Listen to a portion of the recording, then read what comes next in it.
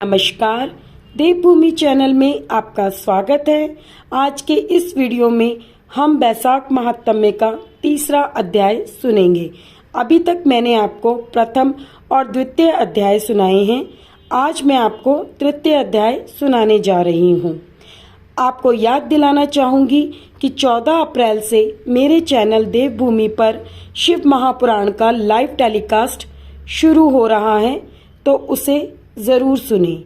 आइए अध्याय शुरू करते हैं। नारद जी ने कहा, हे नृपेंद्र, वैशाख मास में किसी उत्तम ब्राह्मण को अथवा गर्मी में थके हुए मनुष्य को सैया दान करें अथवा सुखदायक स्थान पर सुलाकर हवा करें तो ऐसे मनुष्य को शरीर के रोग नहीं सताते तथा उसके समस्त पाप शांत हो जाते हैं। वह जन्म मरण के बंधन से मुक्त हो जाता है।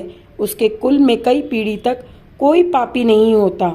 ऐसा मनुष्य 7 बार जन्म लेकर भी सदैव सुखी रहता है तथा अपने कुटुंब सहित मुक्ति पाता है। वैशाख मास में आसन, चटाई, कंबल आदि का दान करना भी अति उत्तम है।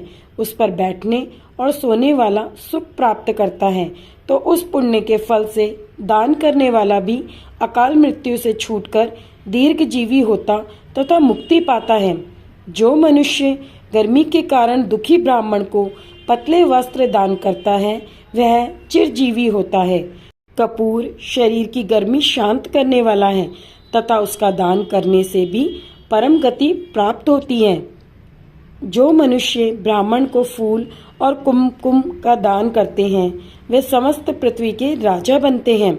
ऐसा मनुष्य पुत्र पौत्र से युक्त हो अंत में मुक्ति पाता है। चंदन तथा हल्दी का दान त्वचा के दुख दूर करता है। गौरोचन, कस्तूरी, खस, चंपा आदि दान करने वाले मनुष्य की देवता भी सराहना करते हैं और वह त्रिविध तापों से छूटकर मुक्ति पाता है। केतकी और मल्लिका दान करने वाला व्यक्ति विष्णु की आज्ञा से वैकुंठ लोक प्राप्त करता है। नारियल, सुपारी तथा अन्य सुगंधित पदार्थ दान करने वाला मनुष्य 7 जन्मों तक ब्राह्मण कुल में उत्पन्न होकर ज्ञानी बनता है। जो मनुष्य विश्राम गृह बनवाकर दान करता है, उसके पुण्य का फल अकथनीय है। जो मनुष्य यात्रियों के विश्राम के लिए मार्ग में बाग लगवाता, कुएं खुदवाता तथा तालाब, झोपड़ी आदि बनवाता है, वह अत्यंत धर्मात्मा होता है और उसकी संतानें भी उसी के समान धर्मात्मा होती हैं। सुपारी, नागवल्ली, कपूर और अगर सहित तांबुल का दान करने से यश, धैर्य और धन की प्राप्ति होती है। ओम माधवाय नमः, ओम माधवाय नमः, ओम माधवाय नमः।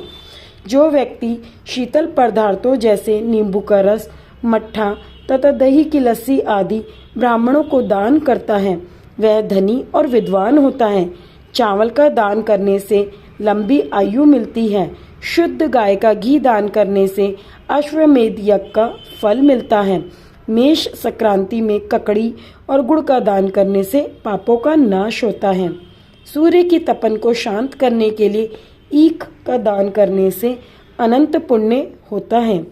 सायंकाल की थकावट को दूर करने के लिए पके फलों का दान करने वाले के पितरों को अमृत मिलता है और उस मनुष्य को सायुज्य मुक्ति मिलती है। जल युक्त कुंभ का दान पितरों का गया श्राद्ध करने जैसा फलदायक होता है। इति तृतीय अध्याय समाप्त। यहाँ पर तीसरा अध्याय समाप्त होता है। अब हम चौथे अध्याय की तरफ बढ़ेंगे। आपको फिर बताना चाहूँगी कि 14 अप्रैल से देवभूमि चैनल पर शिव महापुराण का लाइव टेलीकास्ट हो रहा है, जिसे देखना और सुनना ना भूलें। ओम माधवाय नमः, ओम विष्णुवे नमः। जय माता।